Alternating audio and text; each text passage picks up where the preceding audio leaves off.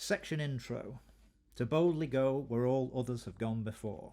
The freedom to travel, work, learn, shop and socialise is central to everyone's independence. Whilst many people may take these things for granted, disabled people have often had to fight for these basic rights and services. Some of the longest and strongest campaigns by disabled people have been about transport, from the provision of mobility cars and suitable parking spaces to the campaigns for an accessible public transport system. It isn't just transport that is inaccessible, many public services and facilities are too. The 1990s saw an increase in disabled people's demands for a barrier-free and inclusive society. To boldly go where all others have gone before became a key slogan of the disabled people's movement, adapted from the famous Star Trek quote, "To boldly go where no man has gone before." The phrase was often used by the Disabled People's Direct Action Network, DAN, and could be seen more prominently on campaign banners and t-shirts. It was common to see members of DAN chaining themselves to buses, trains and other public spaces that excluded disabled people. The widespread changes which are perhaps taken for granted today are testament to the hard-won achievements of disabled campaigners and disabled people's organisations. Great Britain from a Wheelchair by Tony Heaton, 1994. Great Britain from a Wheelchair is a map of Britain made from parts of 2 NHS wheelchairs by artist Tony Heaton. Quotation: "I have in the past described this work as the disability equivalent of Picasso's Bull's Head, 1942, made from the saddle and handlebars of a bicycle. Describing that work to photographer George Brassai in 1943, Picasso stated that if you were only to see the bull's head and not the bicycle seat and the handlebars that formed it, the sculpture would lose some of its impact.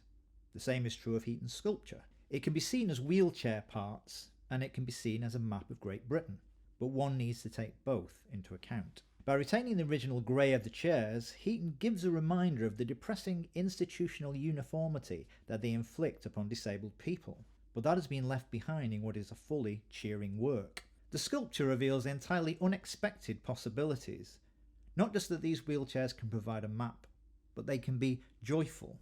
It gives a further powerful message in relation to disability. We are everywhere. Alan Sutherland. On loan from Grey Eye Theatre. Adapt T-shirt, 1991. American Disabled for Attendant Programs Today, ADAPT, are a disabled people's activist organisation who work with Disabled People's Direct Action Network, DAN, in the 1990s. They use non-violent direct action to promote disabled people's rights. On loan from the Disabled People's Archive. To boldly go where all others have gone before t-shirt, around 1993 to 1995. This t-shirt was one of many worn by Disabled People's Direct Action Network, DAN, members, in conjunction with transport and other campaigns. These battles contributed to the pressure for a Disability Discrimination Act, which passed in 1995, on loan from the Disabled People's Archive. The Creature's Time Forgot photograph by David Heavey, 1991. This image shows disabled people who are attending a national conference of disabled people in Manchester, holding a spontaneous piece of direct action and blocking the path of an inaccessible bus on Winslow Road. It was part of a protest workshop led by members from ADAPT. The photograph is also the front cover of David Heavey's book, The Creature's Time Forgot, Photography and Disability Imagery. Copyright David Heavey. Metro GAD Accessible Transport Protest Collage, 2008. Metro GAD is a user-led organisation of disabled people in Greenwich, London. This is one of 8 replicas of a bigger image, which was displayed at City Hall, London, and commissioned to commemorate all the activism that had happened to help shape a more accessible transport system in London. It is made of newspaper articles that documented these protests. Ken Livingstone presented 8 of us with these replicas himself at a ceremony celebrating London's improved accessible transport system. It felt ironic, as when we were doing these protests, Transport for London, TfL, were arresting us, and now here they were presenting us with these as a thank you. Sue Elsgood, on loan from Sue Elsgood. Various Disabled People's Direct Action Network, DAN, protest photographs, 1990s. Disability Rights and Final Frontier protest photograph, around 1993, courtesy of Disabled People's Archive. Disabled People's Direct Action Network, DAN, accessible transport protest photograph, around 1996. This image is of a Dan accessible transport protest in Derby. A group of wheelchair users are around a bus, including two that are chained onto it. Dan formed from disabled people's frustration at the lack of success of other campaigning methods to secure the means for disabled people to be included as equal members in society. Courtesy of Disabled People's Archive. Mobility for the Disabled campaign leaflet around 1976. Invalid tricycles, or Invacars, were provided by the NHS as a method of independent travel for disabled people. This campaign leaflet was made after the government announced in 1976 that the scheme would close. At the time of the announcement, there were around 21,500 Invacars in use around the country. Some people continued to use them until a ban on safety grounds made it illegal in 2003. Alf Morris Orange Badge Scheme launch photograph, 1970. Alf Morris is pictured here holding an orange badge for disabled drivers as part of the scheme's launch in 1970. It was replaced by the blue badge scheme in 2000. Alf Morris was Labour and Cooperative MP for Wythenshawe, Manchester, and in 1979 became the world's first Minister for Disabled People. Invalid stickers, 1992. Invalid was a user-led disability arts organisation based in Bradford. Disabled artists work with members to produce artworks informed by people's experiences of disabling barriers. A huge problem identified by disabled people was when non-disabled people take advantage of features provided to remove a disabling barrier, for example, accessible parking near the entrance of a facility. Members at Invalid came together to devise a strategy to stop non-blue badge holders from parking in blue badge spaces. These stickers, made with glue that set fast after 30 minutes, were the result. On loan from Ruth Malkin. Dan Cuffs, 1990s. Non-violent direct action has been a necessary and important tactic used by disabled people to draw much-needed media and government attention to our exclusion from many aspects of society. Handcuffs were essential tools used on many disabled people's direct action network, DAN, demos, especially accessible transport protests, allowing protesters to lock on to the target vehicle, preventing it from moving away. On loan from Disabled People's Archive. Disabled people have waited for the bus long enough. Flyer, 1990s. In this flyer, Dan called for all buses and trains to be accessible by 2007, stating, "Transport is a right, not a privilege." On loan from the Disabled People's Archive. Campaign for Improved Mobility photograph, 1977. Although many rallies and demonstrations were held in London, disabled people from Greater Manchester often joined these to make sure their voices were heard. This picture shows a group of disabled people from Rochdale getting ready to set off to a London rally to campaign for improved mobility for disabled people. Courtesy of Disabled People's Archive. Disabled Drivers Association photograph, 1970s. Throughout the 1970s, members of the Disabled Drivers Association campaigned for disabled people to have better support with mobility. The association was founded as the Invalid Tricycle Association in 1948. In 2005, it merged with the Disabled Drivers Motor Club to become Mobilise. Mobilise is known today as Disabled Motoring UK, a campaigning charity for disabled drivers, passengers and blue badge holders. Courtesy of Disabled People's Archive. Buses for All Conference protest photograph, 1995. This image shows a protest outside the Buses for All Conference in Manchester on the 16th of June 1995. The 1990s were a period in which the right to be able to use public transport was demanded on a national level by disabled people. Today there is still a lot of work to be done to make public transport more accessible. Courtesy of Disabled People's Archive. Invacar protest film, 1977. 2 minutes 9 seconds. In this film, the Social Services Secretary, David Ennals, is confronted by protesters angry at the Invacar scheme being phased out and unsatisfied with the replacement support. In place of the Invacar scheme, the government introduced cash schemes like the Mobility Allowance and Motability. Motability allowed disabled people to buy and adapt a mainstream car rather than the government providing disabled people with free vehicles. Courtesy of the Media Archive for Central England. Peterloo Memorial Access Campaign placard and photographs, 2019. Manchester City Council caused outrage among disabled people in 2019 when it tried to push ahead with plans for a memorial to the Peterloo massacre that would be completely inaccessible to many disabled people. It was eventually quietly unveiled without a civil ceremony in August 2019, but disabled campaigners continued to lobby the council to seek a solution that would ensure the memorial was accessible to all disabled people. A revised plan for an accessible memorial is still to be found. Image courtesy of the Peterloo Memorial Access Campaign. Manchester Disabled Athletes, MDA, photographs, 1970s. MDA was set up as Manchester and District Disabled Sports Club in 1969. The club's constitution required that the membership and committee to be made up of at least 75% disabled people. The MDA influenced many of Manchester disabled people organisation that followed, and members played a key role in the integration of disabled people sports into the mainstream.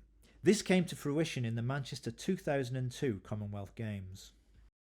Badges and leaflets from the Manchester Commonwealth Games 2002 includes the key accessible route maps and commemorative pin badges.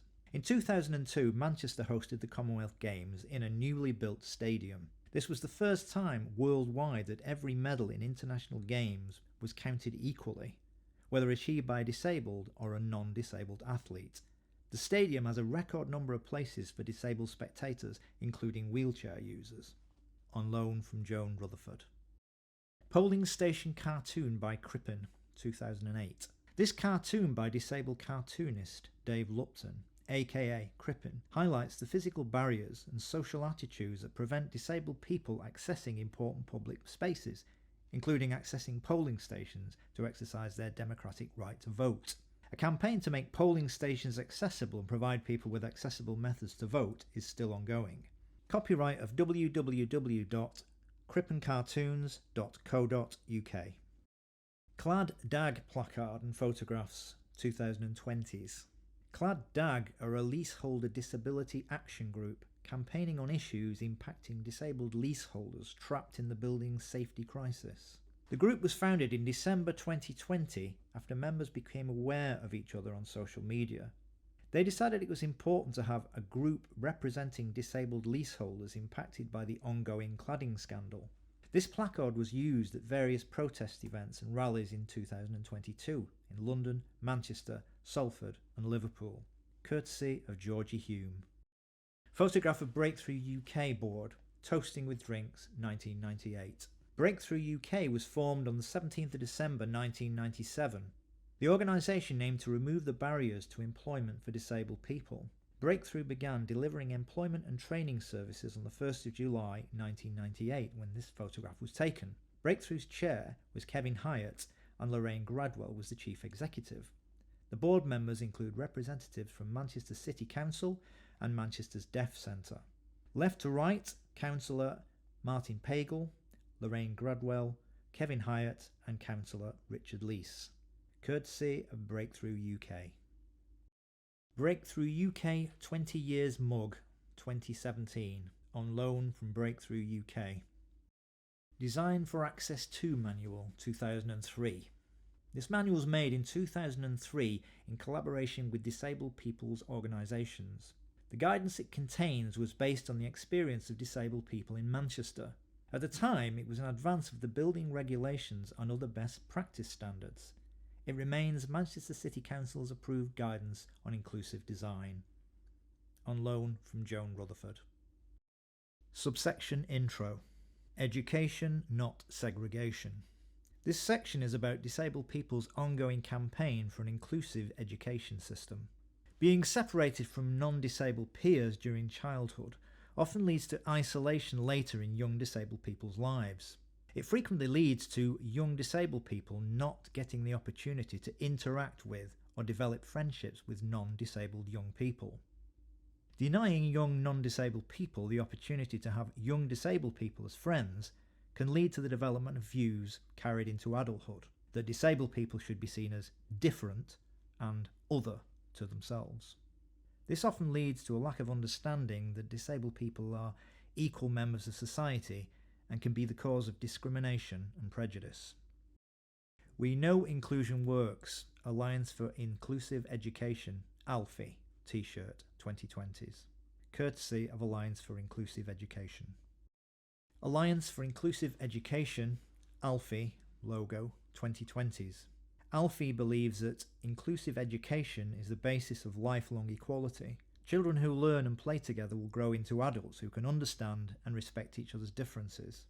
ALFI's Educate, Don't Segregate work campaigns against legislation and policies which undermine disabled learners' rights to inclusive education, courtesy of Alliance for Inclusive Education. Simone Aspis Scrapbook, 1990s. Quotation: "We cannot expect to have an inclusive society unless we have an inclusive education service that welcomes all, and where both disabled and non-disabled pupils and students play, learn, work together, and relate to each other." This scrapbook represents one of the first campaigns I was involved in, calling for the rights of disabled pupils and students to have choice and a right to inclusive education, including apprenticeships. Simone Aspis. On loan from Simone Aspis. Simone Aspis Scrapbook, 1990s. Quotation: "Since childhood I have been passionate about civil and human rights. My early memories were about protesting against segregated education, being torn away from my family, friends, and my local communities. The injustices I experienced of being denied the same opportunities that my non-disabled peers enjoyed whilst growing up spurred me on to my life's work, to achieve the conditions that would promote disabled people's equality and inclusion. It was whilst working with People First that I began to get involved in disability rights work, beginning with a big campaign to secure anti-discrimination legislation and easy-to-read information for disabled people, which this scrapbook documents." Simone Aspis, on loan from Simone Aspis. Alliance for Inclusive Education, ALFI, leaflet around 2000, courtesy of Ruth Malkin. The Inclusion Charter by the Centre for Studies of Inclusive Education, 1989. This 7-point charter was made as part of campaign work to end segregated education for disabled students. The first point on the charter says, "We fully support an end to all segregated education on the grounds of disability or learning difficulty as a policy commitment and goal for this country." Courtesy of Ruth Malkin. Education, Handicapped Children Act, 1970. Your Ideal School?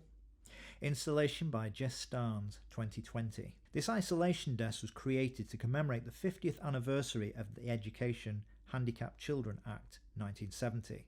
We do not use the term handicapped today, but it was still being used in 1970. The Act meant that all children of compulsory school age had a right to an education. The audio is playing from a school isolation booth. School isolation booths are sometimes used as a form of punishment for disruptive behaviour. Commissioned and supported by Unlimited, celebrating the work of disabled artists, with funding from Arts Council England, on loan from Jess Starnes.